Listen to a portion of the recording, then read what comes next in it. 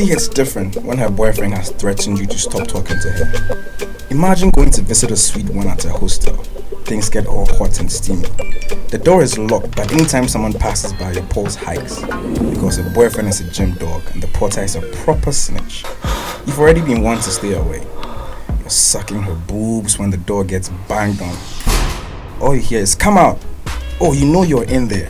Another voice says, "We've seen your car parked outside." You almost get a stroke from the panic, but you're stroking her regardless.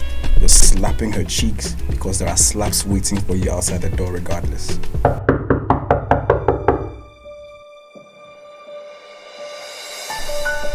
I met my woman off Twitter and we've been together for over a year now.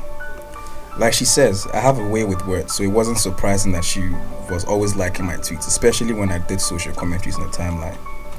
She looked gorgeous in her profile picture, and I had to scroll through 8 months worth of memes and GIFs in her Twitter media to see another picture of her, just to confirm she wasn't a catfish or anything. She had been keeping it casual. We had been keeping it casual on the timeline, being subtle with innuendos in each other's dimensions. I bided my time for a good opportunity to slide into her DMs, and I didn't have to wait too long for that to happen. She had posted a photo of the yam meal she prepared earlier that day, and I shared the tweet into her DM later in the evening, telling her about how I wasn't a big fan of yam, but I'd love to eat her puna meat. It was either a hit or a miss, and the 8 minutes I had waited till her reply came through made my stomach churn because I started to second guess the attempt.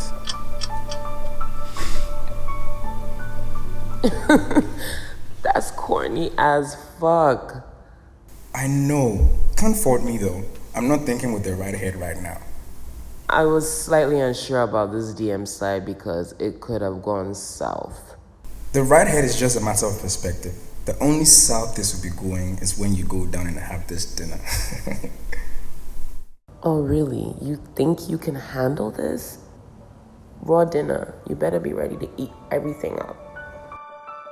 By the end of the night, she had already confessed she was already low-key crushing on me and my words. We met for a movie date later that week, and I'm not exaggerating when I tell you she was even more gorgeous than in the photos I found while stalking her account. The smell of her by my side was a welcome distraction, and I could hardly pay attention to what was showing. What's on your mind? You seem distracted. I got flustered because her question caught me off guard and put me on the spot. Then I frankly admitted, though we're seeing a movie right now, I'm fantasizing about making a home movie with you because of how good you smell.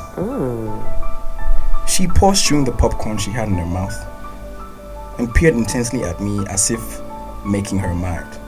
It's been 16 months and we've been dating since then. It's largely been a wonderful experience so far, but the relationship has hit a slump lately, and this started about 2 months ago. We've only admitted we've lost some of the luster we once had, and have made conscious efforts to keep the relationship afloat, but the results have not been as lasting as desired.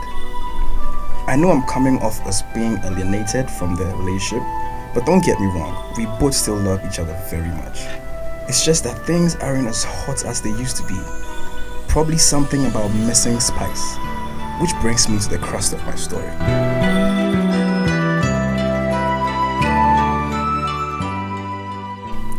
I have been on a mission to find that spark to keep the engine that is our relationship running in pristine condition.